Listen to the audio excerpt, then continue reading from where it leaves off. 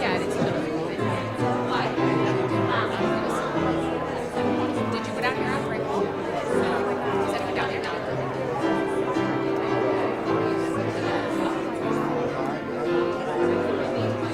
Yeah, they swim.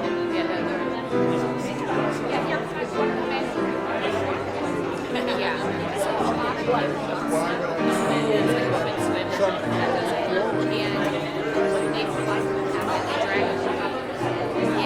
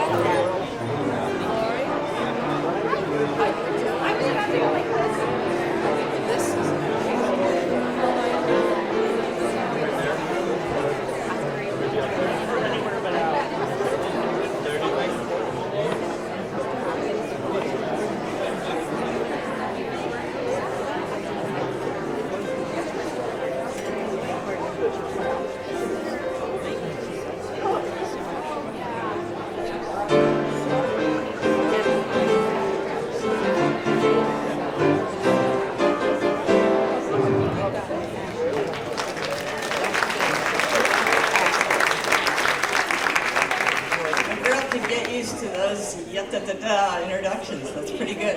Thanks once again, Jim. Hey, before I forget, everybody move in. Let's make room for everybody. If you would, move to the middle. And today we've got our remote viewing in Wade Hall. Not in Loud today, but in Wade Hall in the boardroom for our live stream. So, welcome back once again to the Bayview Religion and Life Hour lectures, sponsored in part this week by the Bailey, Edmund, and Jones Family Endowment. My name is Jamie Jones Shire, and I feel so honored to be moderating these lectures. Hasn't this been incredible? Yeah.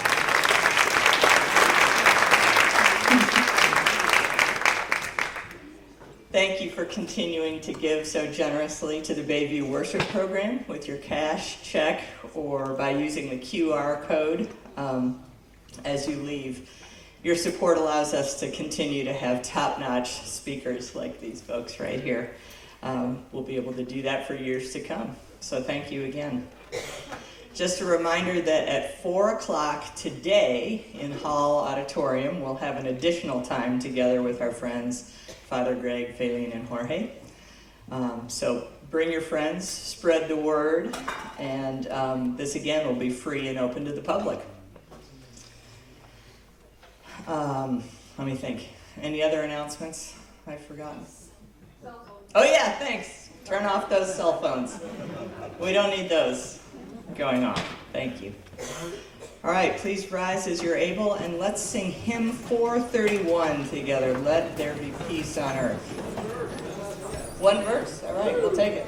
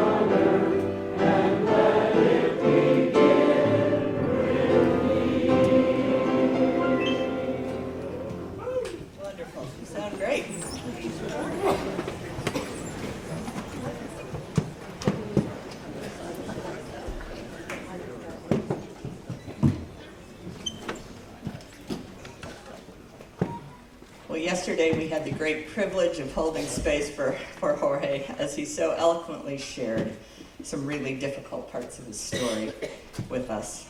But we also heard some remarkably encouraging and powerfully hopeful parts of his story.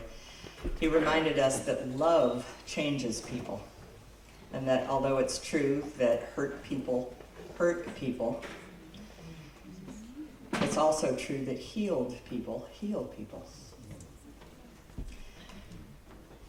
Today, before we begin, I'd like to read a reflection to help center us and quiet our hearts. This is actually a Sabbath reflection from an author and pastor named Ken Shigematsu. But I think we can all use an invitation to pause and slow down at any time and on any day. So I'll offer it to you this morning as a prayer.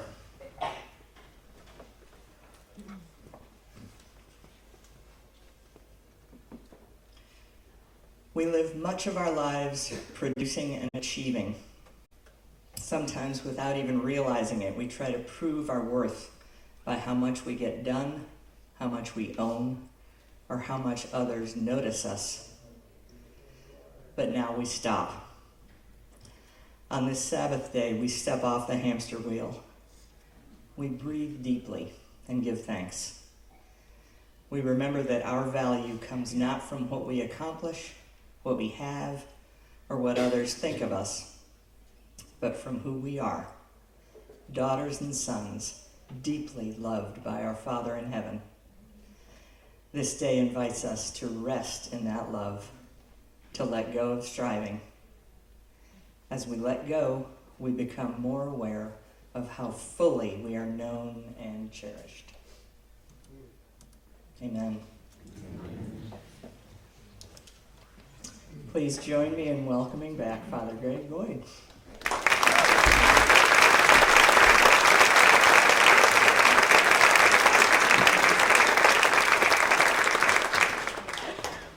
Before I leave here, I will master the art of getting out of that chair.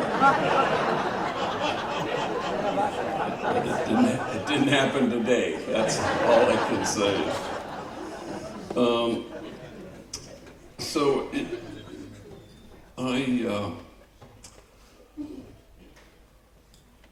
There are 120,000 gang members in LA County and 1,100 gangs, and I think most of them have my cell phone. So a homie texted me not long ago, and I hadn't heard from him for a while, and he said, "Hey, G, I heard that you died." So I'm texting you to see if it's true. So I wrote him back, I said, "I'm texting from heaven. The cell service is amazing."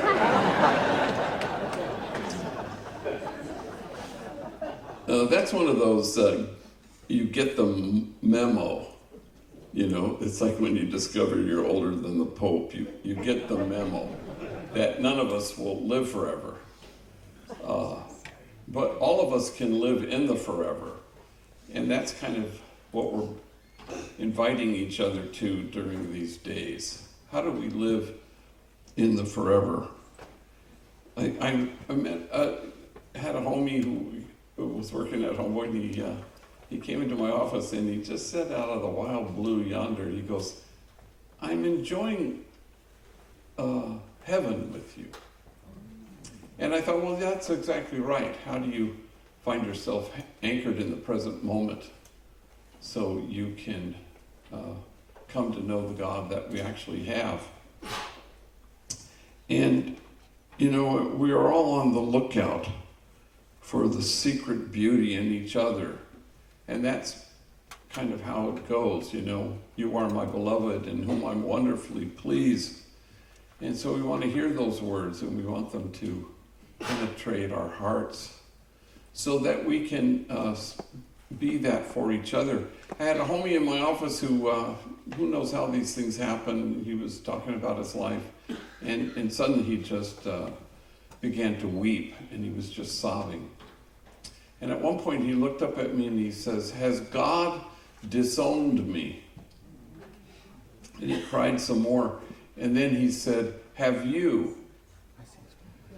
And I realized at that very moment that the only way he'll know that this is not on God's mind is to know that it's not on mine either. So that's the kind of idea. I was having a wonderful conversation last night. And we were talking about, union with God.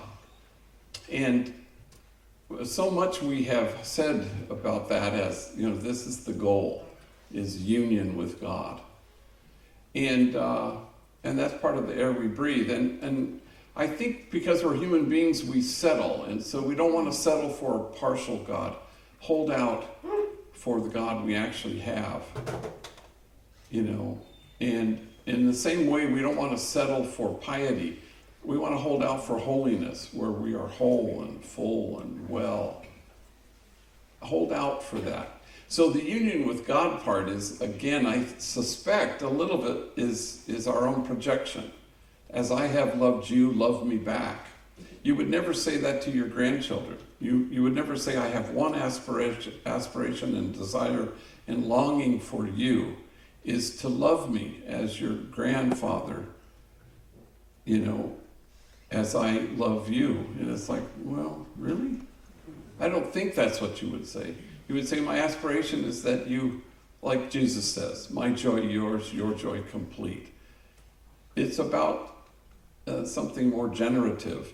I remember I had a spiritual director once who said to me, we need a better God than the one we have, He was a Jesuit, but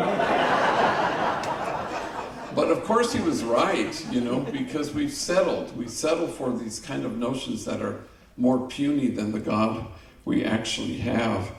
So the anguish that we share exhausts what is luminous in us.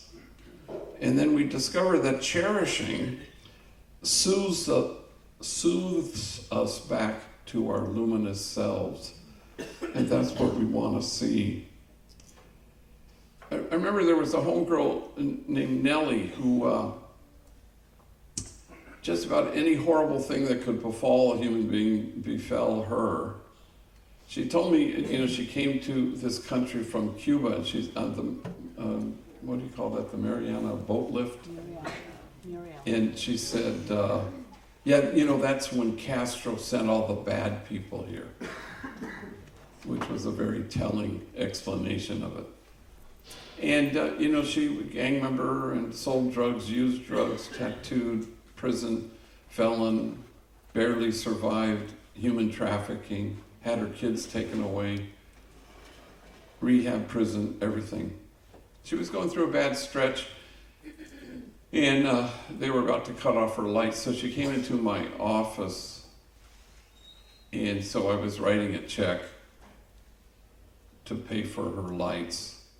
And as I was writing, she looked at me and she said, "Damn, G, I wish you were God." And I chuckled. I said, "Why?" And she started to cry, and she said, "I think you'd let me into heaven." I reached across the expanse of my desk and I grabbed her hands and I pulled her as close as I could. And I started to cry. There was no way to avoid that. And I said, "Nellie, I swear to you on everything I love,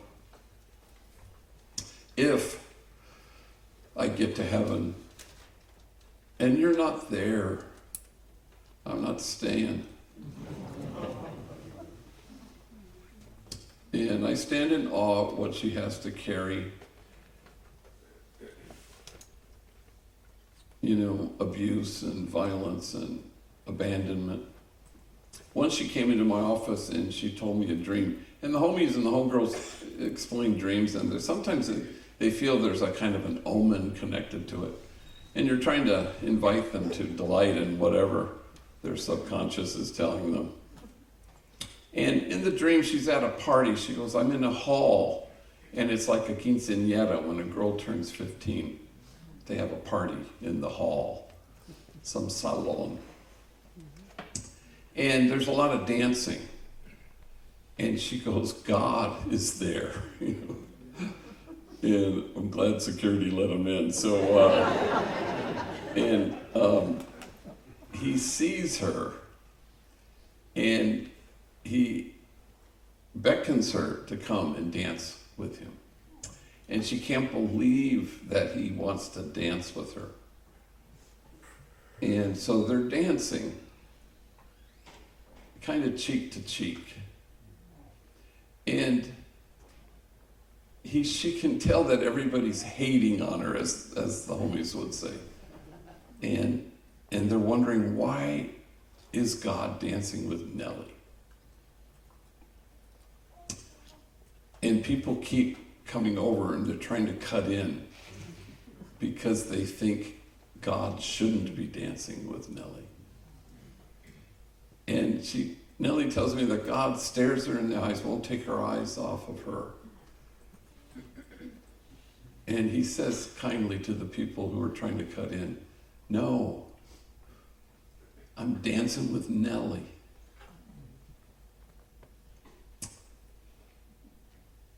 And God's love for us is utterly reliable. Behold the one beholding you and smiling. And that's all God sees. God doesn't see sin. God sees son and daughter. God doesn't think sin is a stain. God thinks it's a wound. Doesn't think that we're needing punishment. We just need healing. I mean, Jesus has dinner with Levi, who's a public sinner. And the Pharisees grumble. And he hears them grumbling, and he says, he does that thing about the doctor. The doctor comes for people who aren't well. What's your problem? The Pharisees see sin. Jesus sees wound. And to miss the mark is to miss the joy, not you have failed, you're less than, you couldn't possibly measure up like I had hoped you would. No, it's just, don't miss out. That's what that means, I think. And sometimes our access is compromised to our own unshakable goodness. I was at a camp and a kid was going to make his first communion, and I always ask them questions, a probation detention facility. And I said, tell me about your siblings. Oh, I have a sister and a brother, but they're good. And I said, oh, is that right? And so that would make you here, locked up. And that would make you bad. And you want to just say, no, you're unshakably good. And that's the truth of who you are. Where did we get the notion that goodness is somehow connected to our behavior? Somebody behaves badly. No, goodness is who you are. Behavior is just an indicator that healing is needed still. And healing ends in the graveyard. That's another memo that we receive. That, till the very end, that's when it's over. And before I invite Feline, I just want to say one last thing. I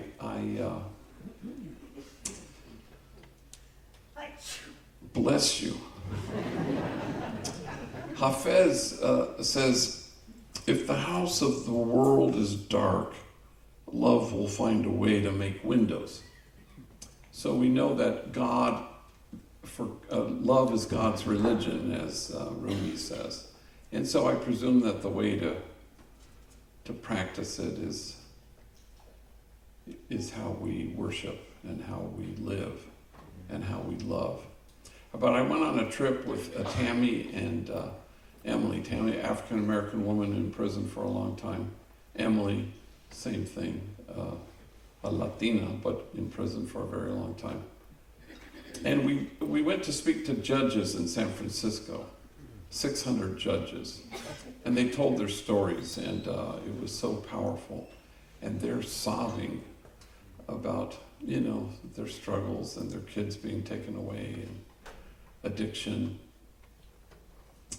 And the judges gave them a standing ovation. And while we were in San Francisco, we ate at Fisherman's Wharf and, ate food that required bibs and those kinds of things. Then we had a great time, Ghirardelli Square and Golden Gate Bridge and Alcatraz. I threatened to buy one-way tickets, I told them. And, they didn't think that was very funny. And so we drove home, and we flew home, and my mom was alive then, and she used to always say, call as soon as you arrive. And so we get into the Burbank Airport parking lot, and I said, let me call my mom. And I said, hey, yeah, we got back, and yeah, it was great trip. And she was old, so she was saying, what were you doing? Oh, we were speaking to judges. And these two wonderful women, oh my God, they hit it out of the park. They were so good. And the judges gave them a standing ovation. Okay, love you, talk to you later. So I hung up. And then when I hung up, Tammy was in the front seat. And she goes, huh? And I go, what? Well, you called us wonderful women.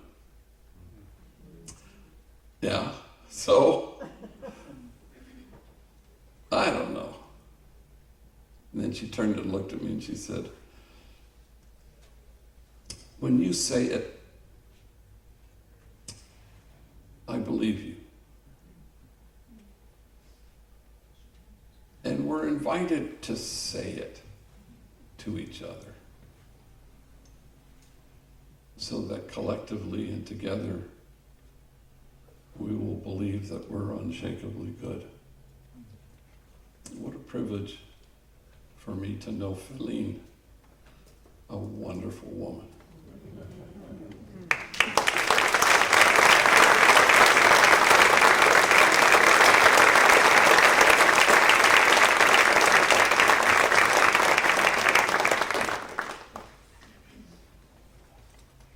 Good morning. Good morning, everyone. My name is Feline. If you've asked 10 different people to describe me, you probably get 10 different answers. But today, instead of hearing who others think I am, I'd like to tell you who I am through my own experiences, values, and journeys that shape me. I grew up in La Puente, California, about 20 minutes east of Los Angeles. I'm the third of 4 daughters. My 2 older sisters share the same father. My younger sister has a different father, and I have my own. There's a 7-year gap between my younger sister and me, while my 2 older sisters and I are about 3 years apart. Looking back, I realized something interesting. Each of us grew up with a different version of our mom. She was at a different stage of life with each child, learning, surviving, and changing as she went. My mom worked harder than anyone I've ever known. For most of my childhood, she worked 2 jobs, leaving early in the morning and coming home late at night, all to make sure we had what we needed. While she was gone, my sisters and I learned to entertain ourselves. We were always getting into something. Our family called us travesas, the troublemakers, but in reality, we were just children. Because my mother carried so much responsibility, discipline in our home was strict. She expected the house to be spotless when she got home. Sometimes, after working all day, she'd do what we call a bed check. If she found anything out of place, she'd wake us up, empty our drawers, and turn the room upside down, because to her, it wasn't clean enough. The hardest moments were when she'd tell us to walk down the long hallway to get the belt. As a child, those walks felt endless. I remember thinking that if I wore extra layers of clothes and hid a small pillow underneath, maybe it would hurt less. Looking back now, I don't remember the bout nearly as much. I remember the fear. As I've gotten older, I've come to see my mom differently. I believe she was carrying pain from her own childhood, and without realizing it, passing some of that pain on to us. As a child, I couldn't understand what she had been through. Today, I can hold both truths at once. I know those experiences hurt me, and I also know my mother was doing the best she could with the life she had lived. Our house was rarely quiet. My mom opened our doors to family whenever they needed help. My uncle, who struggled with gangs and drugs, stayed with us. So did my tia, who battled addiction. My other aunt lived next door with my cousins, so there was always people around. We grew up surrounded by family, even when life got complicated. My oldest sister, from a young age, she often ran away, became a mother at 15, spent time in juvenile hall, and later moved in and out of jail and prison. My two older sisters could always run to their father's house when things became difficult. I couldn't. I didn't have a father to run to. By the time I was in 5th grade, my mom was raising my younger sister and another baby in our home, while still working 2 jobs in Los Angeles. She believed that if she enrolled me in a private school, religion-focused near her work, it would give me the guidance and opportunities she wanted for me. She hoped I would graduate from that school, just like my father had when he was a child. The ironic part was that I didn't know my father. I have no childhood memories of him. He wasn't there to help raise me or support my mom. All I knew was that shortly after I was born, he was sentenced to a long prison term and wouldn't be released until I was much older. The school I attended connected me to him more than he ever did. Despite everything, my mom continued doing what she had always done, working as hard as she could to give us a better life. Eventually, she moved us from La Puente to Quartz Hill, a quiet town nearly 2 hours north of Los Angeles. It felt like we were in the middle of nowhere. But for the first time, we had a big house that truly felt like home. The move came with even greater sacrifices. My mom still worked in Los Angeles, which meant nearly driving 2 hours each way every day. I remember trying my hardest to stay awake during those long drives so she wouldn't have to make them alone. I wanted to keep her company because I was worried she might get tired behind the wheel. Around the same time, my other older sister also became a mother at 15. Once again, my mom stepped in to raise another child. She continued carrying the weight of our entire family. By the time I reached 7th grade, she could no longer afford the school tuition. So I enrolled in our local public school. It was another turning point in my life, one that I did not realize at the time would shape me or who I have become. Shortly after, my mom's relationship with my younger sister's father ended. Everything then changed. For the first time in my life, the strongest person I knew fell apart. She lost her balance. She lost herself. She eventually rekindled a relationship with someone from her past. It didn't take me long for me to understand why it didn't work the first time. By then, my mom was trying to support 2 of her daughters, 1 of their boyfriends, and 2 granddaughters. She always carried the weight of our family on her own, and I understand now how exhausted she must have been. She could no longer afford our home in Quartz Hill, so we moved from place to place, staying with relatives until we were finally able to get our own place. She still worked hard all week, but on the weekends, alcohol became part of her life. When I was younger, she would come home and tear apart my room if it wasn't clean enough. As a teenager, those moments changed. She would destroy the house because she was angry about something I had done, or at least something she believed I had done. There always seemed to be a reason. Looking back now, I know she was carrying pain she hadn't healed from, and alcohol only made it worse. My older sisters could leave. My younger sister could spend weekends with her dad. I had nowhere to go, so I stayed. When my mom went into her rages, I was there. When her boyfriend would get physical with her, I was there breaking up the fights. When she drank until she became sick, I was there holding her hair back, cleaning her up, and helping her into bed. And by morning, I forgave her. While most teenagers look forward to the weekend, I was dreading it. I couldn't wait for Monday to come because school felt safer than home. When I turned 15, many girls celebrate a quinceañera, a celebration of becoming a young woman. Instead, my mom gave me a Labrador puppy. He was a runt of the litter, the little oddball that no one expected much from, just like me. I named him Monster. He became my best friend, my comfort, and my source of unconditional love during some of the hardest years of my life. During those years, my grandmother on my father's side became my safe haven. While my mom was searching for her own strength, my grandma became mine. She gave me peace when I needed it most. Then she moved up north. Once again, I felt alone. Well, almost alone. I still had Monster. I was 16 when one of my mom's outbursts became too much.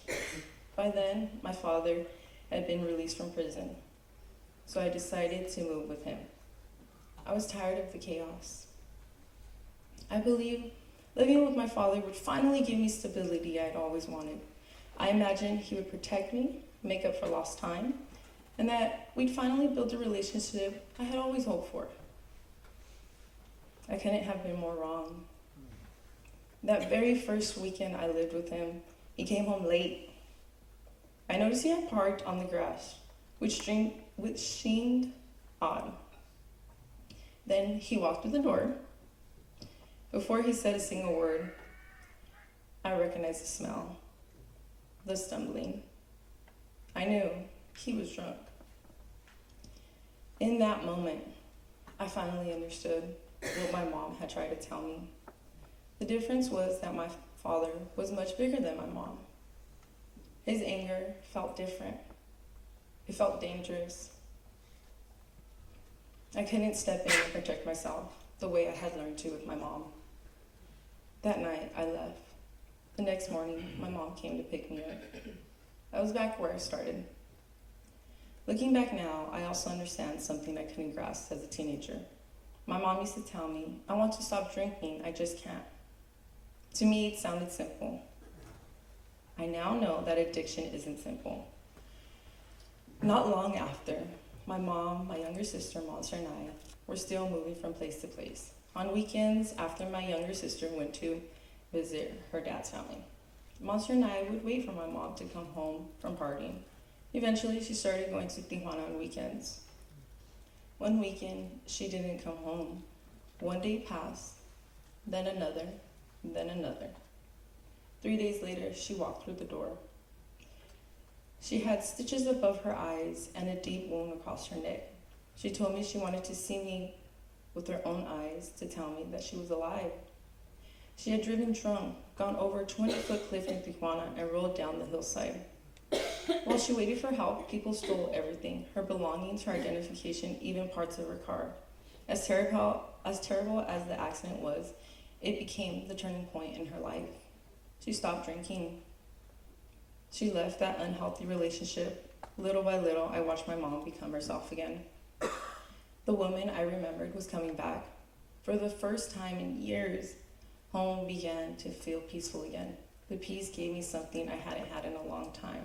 The chance to be simply a teenager. During my senior year, my English teacher became someone who truly believed in me. She encouraged me to graduate and helped me see that college was possible. That path felt unfamiliar. The future I had always known was different. I knew what it looked like to become a young parent and spend your life working just to survive. That was the example I had grown up with. Then another challenge came. My mom underwent surgery and was on medical leave when she received a voicemail that her position was terminated. Everything she dedicated her life to, I know that broke her. Providing for our family had always been part of her identity. This time, our roles began to change. I told her we would be okay. I would work. And maybe, after everything she had sacrificed for us, it was finally her turn to pursue the college degree she always dreamt of earning. We couldn't make it on our own. For a while, we moved from Tia's houses to Theo's houses to friends' homes. It was my mom, my little sister, and our 3 dogs at the time. We didn't have stability, but we had each other. I'll never forget the night before my 21st birthday. We were doing our best to get comfortable in the car because I had a late shift and had to be back early in the morning. Just as I was about to fall asleep, my mom and little sister started singing happy birthday to me. They found a tiny cake and a single candle. We almost had nothing. Yet somehow, my mom still found a way to celebrate me. Even in one of the hardest seasons of our lives, she remembered my birthday and that I mattered. That moment became my motivation. I promised myself I would get us into a home, and I did. It wasn't in the nicest neighborhood. It was near a downtown where addiction, homelessness, and prostitution are part of everyday life. But it was ours. For the first time in a long time, we had a roof over our head. We had peace. Those next few years were good to us. I focused on school and continued working towards my associate's degree. But like many college students, I started going out for drinks every now and then. Once a week slowly became every day. I began falling behind in school. My behavior changed. I convinced myself that working in the industry would make me more responsible around alcohol. Instead, It made drinking even easier. Every shift, every friend, every opportunity, every excuse kept me close to temptation. I wanted to stop, but I couldn't. For the first time, I truly understood what my mom had been trying to tell me all those years earlier. She wasn't making excuses, she was trapped. I finally understood alcoholism. On New Year's Eve in 2020, I stopped by a family's party before heading to work. I remember arriving, and then nothing. The next thing I remember was waking up at home. My glasses were broken. The house was silent. My mom told me I had gotten into an altercation with someone in my family, someone I loved deeply. I couldn't understand it. I couldn't believe I had hurt someone. I felt ashamed, heartbroken, and the hardest part, I didn't remember any of it. For the first time, I wondered if this was what my mom had experienced all those years. Did she wake up the next morning unable to remember everything that had happened? Was that why she seemed so different by morning? That night became my turning point. My mom had driven off a cliff. I had driven into one of my own. That was the last time I ever drank to the point of losing control. Soon after, the world shut down because of COVID. For most people, isolation was difficult. For me, it became opportunity. I stayed home. I focused on school. I spent time with my little sister, our Labradors, and most importantly, my mom. For the first time in years, home finally felt like home. Life has a way of lifing. When you feel safe, when things are good, life lifed me. We couldn't afford to stay. My mom was the only one working, and we had fallen behind on rent. During COVID, there was a brief period when evictions had resumed before they were paused again. Unfortunately, we fell in between that window. We were evicted. Once again, it was my mom, my little sister, our Labradors, and me back on the road searching for a place to go home. The difference this time was that no one was moving, no one was renting. The world had become a standstill. My older sister, despite having a full house of her own, welcomed us with open arms. Somehow, all of us made a 3-bedroom bag house work. It wasn't easy, but we made the best of it. During that time, I had got into a physical altercation while I was with my sister. At the time, I believe I was protecting her. Looking back, I understand why she was upset. Her children's father had only recently been released from jail, and my actions put everything they had worked for at risk. With tears in her eyes, she asked me to leave. So I packed my things, and Monster came with me. My mom refused to let me face it alone. She, my little sister, and I, with what little money we had, were moving from motel to motel until there was nothing left. Then we started sleeping in our cars. Every night, I'd park beside my mom. Monster and I slept in one car, my mom with her dog, and then my little sister with hers. It wasn't the life any of us imagined.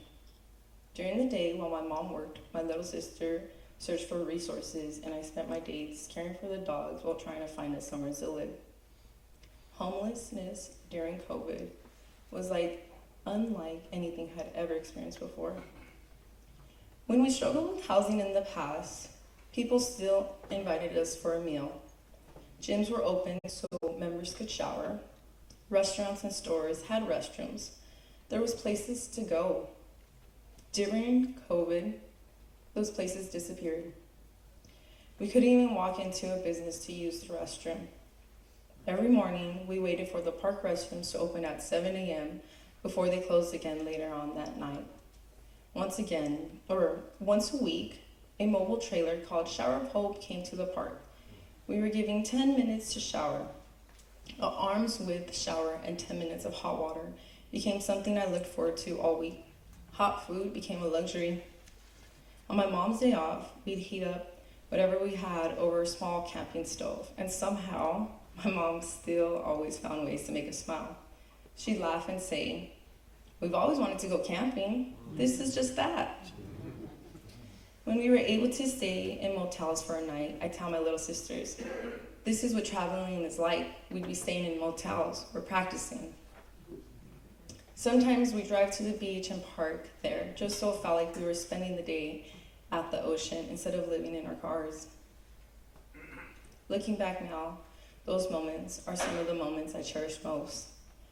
It wasn't because life was easy, it was because we were together. Eventually, my little sister was accepted into a youth housing program and was blessed with an apartment and a roommate.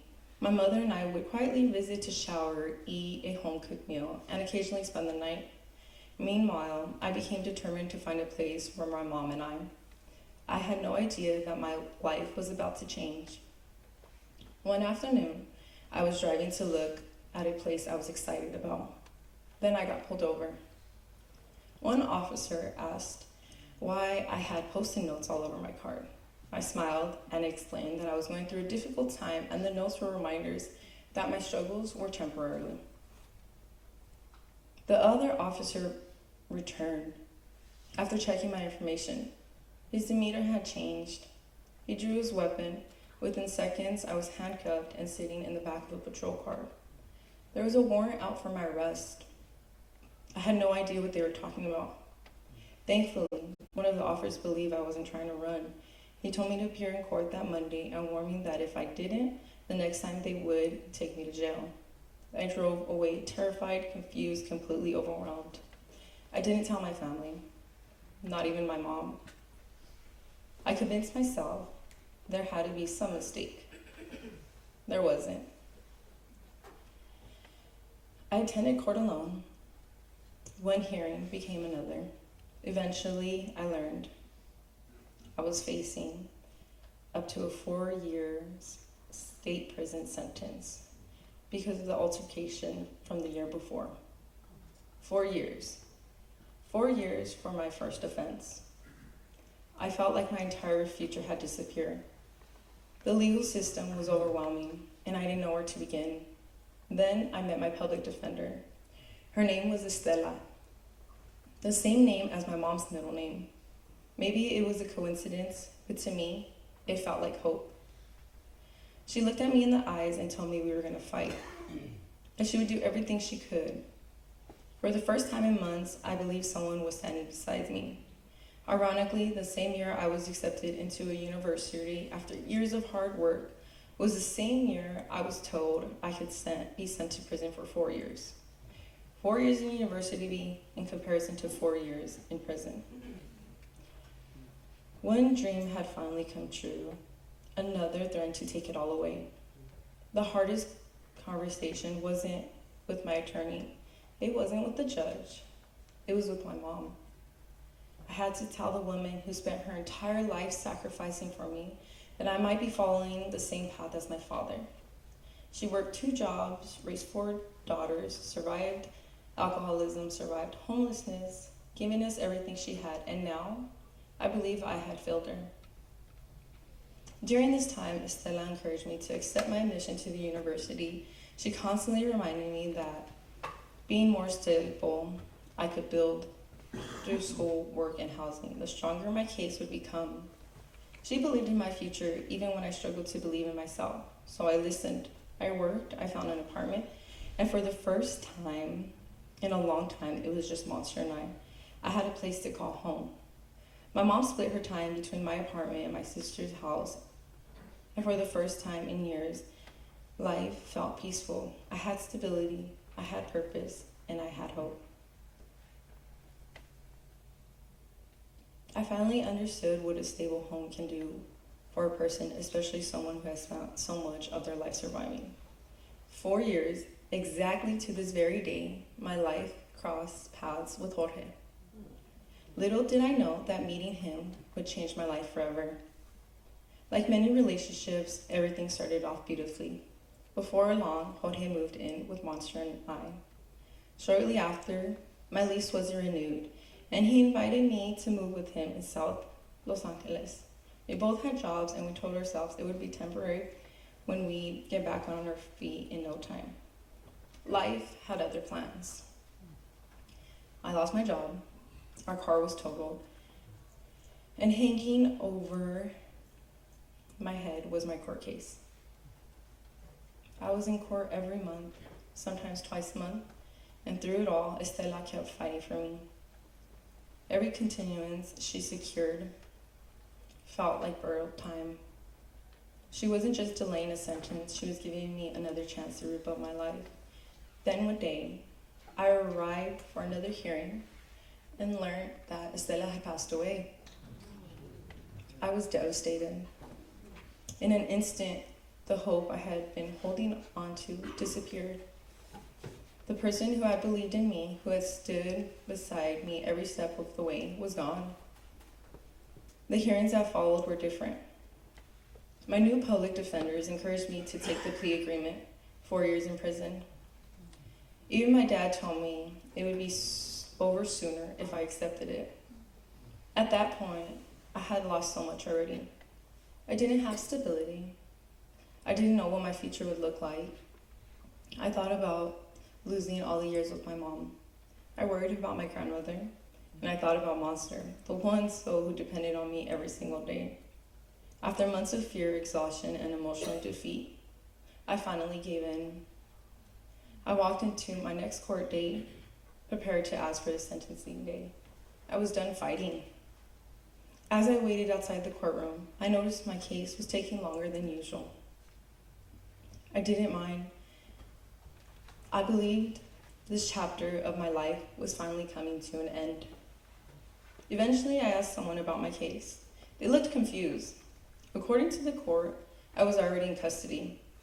I was told to return the following morning as a walk-in, or I would be considered a failure to appear. I walked out of the courthouse completely stunned. But one day, I no longer had a fight left in me. A miracle happened. For the first time in a long time, it felt like God was fighting for me. The very day I believed I had surrendered was the day my case began all over again with another public defender. It was another chance.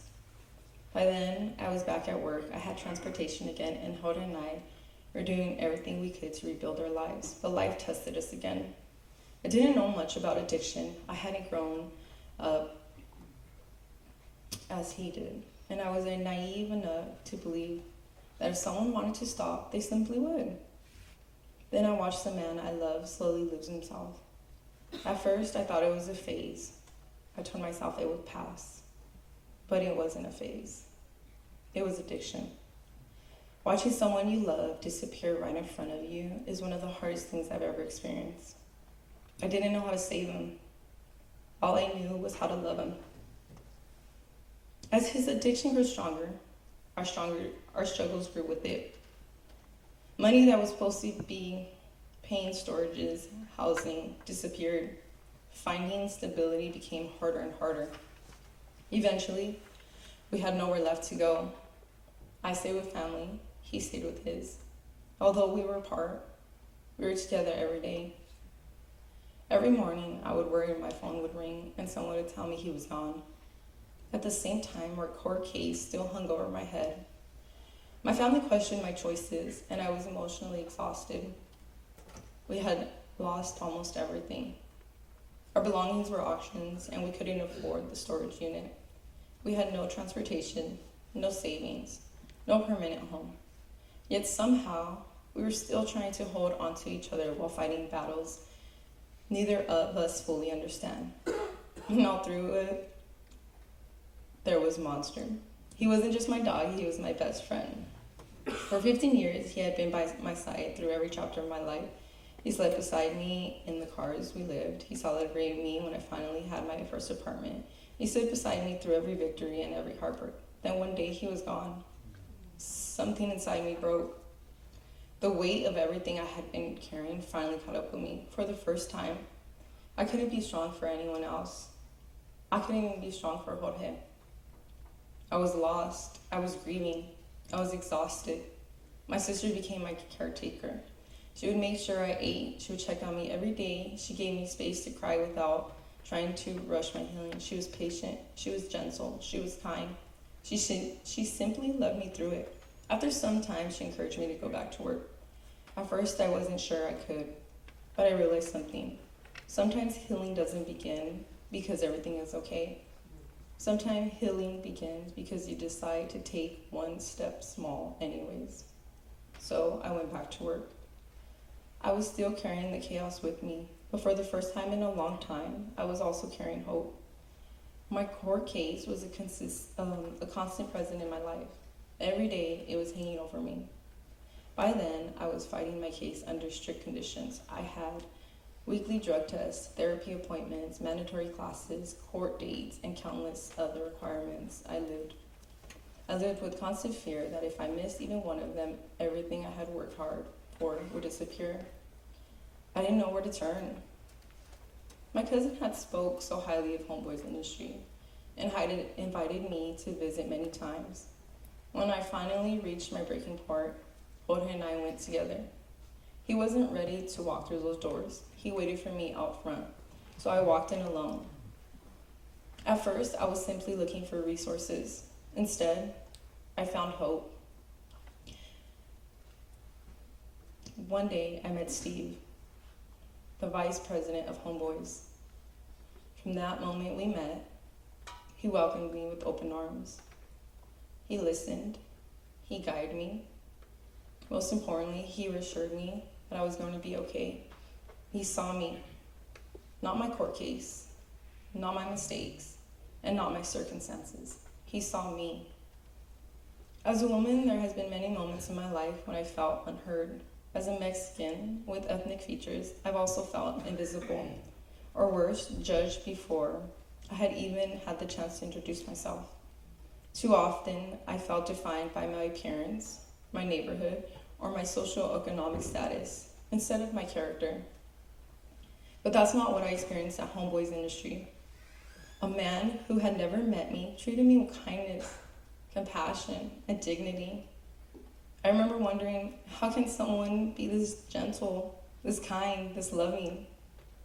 In that moment, Steve gave me something I didn't even realize I had lost. Hope. A true homie. Homeboy Industries connected me with their workforce program. They helped me build my resume, search for employment, and even provided me with work clothes when I started my new job. They also connected me with housing resources. Little by little, I began rebuilding my life. The voice inside me had grown so quiet, was beginning to speak again. They reminded me to keep going. Not long after, Jorge told me he was finally ready to go to detox. He had said those words before, and every time I wanted to believe him. This time, he went. I can't describe the peace I felt watching him choose himself, watching him choose life. While Jorge was in detox, later in inpatient treatment, I focused on keeping myself grounded. I still carried the fear that I could be sentenced at any moment. But for the first time in a long time, I wasn't carrying it alone. I knew Jorge was finally in a place where he could begin healing. Then life tested me again. While Jorge was in treatment, I learned that my new public defender had also passed away. I couldn't believe it. Years of waiting, years of fighting, years of uncertainty. For a moment, I even thought my father had been right. Had I accepted the prison sentence years earlier, I would have been home already. The emotional weight was overwhelming, but something had changed inside me. This fight felt different. I wasn't fighting alone anymore. As Jorge prepared to leave inpatient treatment, we started looking towards the future instead of trying to survive another day. We searched for housing, employment, and every opportunity we could find. This time, Jorge walked through the doors of Homeboy's Industry. Just as Steve had welcomed me, he welcomed Jorge. He offered him a fresh start.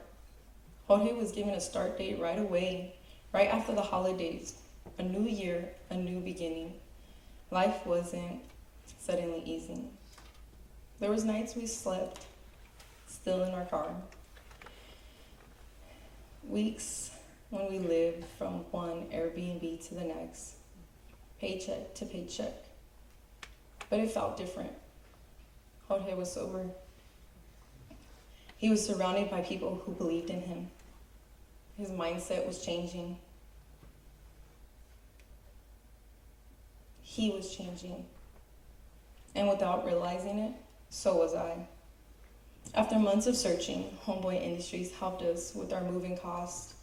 Because of their generosity, we finally had what we had spent so many years searching for: a roof over our head, a bed to sleep in, a place to call home.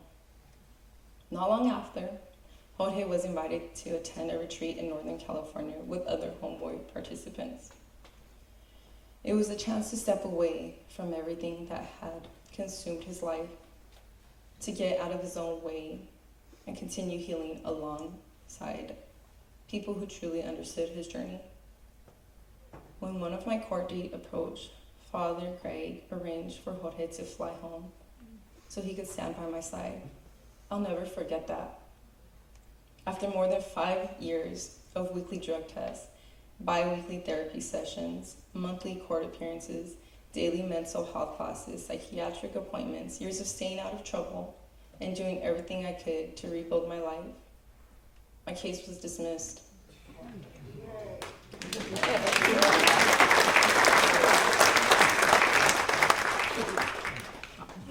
5 years of living with that fear that I could lose my freedom. 5 years of panic attacks. 5 years of wondering if every court date would be the day that my life changed forever. In that single moment, it was over. The weight I had carried so long was finally lifted. That day, Father G prayed for me, with me. They say Father G has a direct line to God, but standing in there that day in court, it truly felt that way. For the first time in years, I could breathe. No words could ever fully express the gratitude I have for homeboys. Sometimes I think about my tios and my tias, and even my father. I wonder how different their lives would have been if they had experienced the same love, compassion, and opportunities that Jorge and I were given from Homeboy Industries, because we lived it. I've seen what happens when someone is met with dignity instead of judgment. I've watched addiction give way to recovery. I've watched hopelessness become purpose. I've watched people who believed they had no future begin to believe in themselves again. Homeboy Industries didn't just help us find jobs. They didn't just help us find housing. They helped us find ourselves. When I look back on my life, I think about standing beside my mom through her struggles.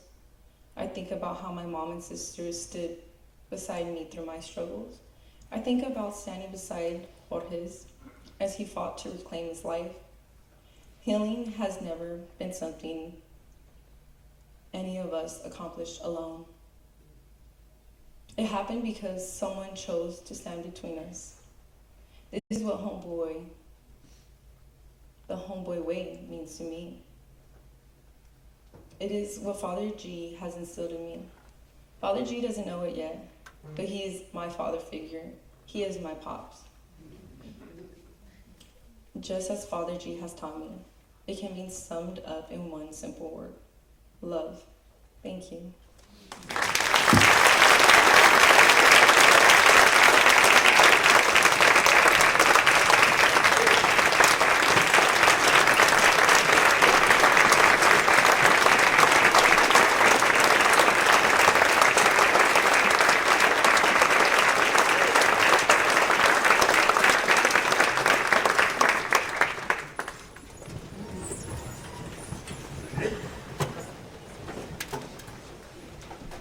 Love is God's religion. And thank you, Feline, for reminding us. You are the shape of God's heart. You know, the Hindus go to temple not to see God, but to let God gaze upon them. And so our God does that to you and does that for Feline. We bask in the light of God's sustaining presence, and we see through these eyes of infinite love. Jim Finley, I recommend to you, who has a podcast called turning to the mystics. And he has this notion, which I find really a helpful thing. He says, you know how we say God is up there in heaven and God is in you. And then he says, but what if God's heaven is you? And so I want to kind of leave you with that. If the house of our world is dark, then love will find a way to make windows. And so we go from here today and we choose to just put one loving foot in front of the next. We don't need to kind of see the whole road. We just know that love will create windows in a dark world. And we're consoled by the fact that God's heaven is you. Thank you, and we'll see you tomorrow, or we'll see you this afternoon at 4, I hope. Thank you.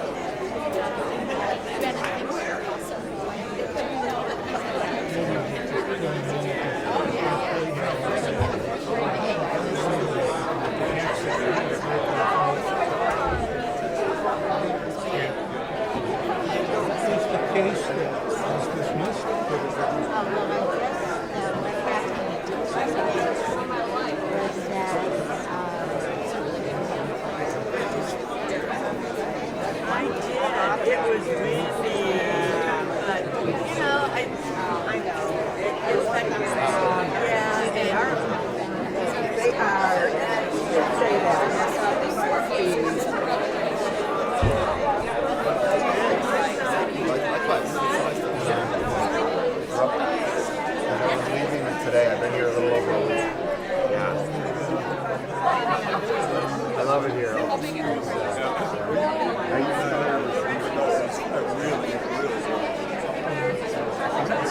a few days ago, he said, you got this is right up your stuff. Yeah, that's right. What, it was so funny, it's like, they came from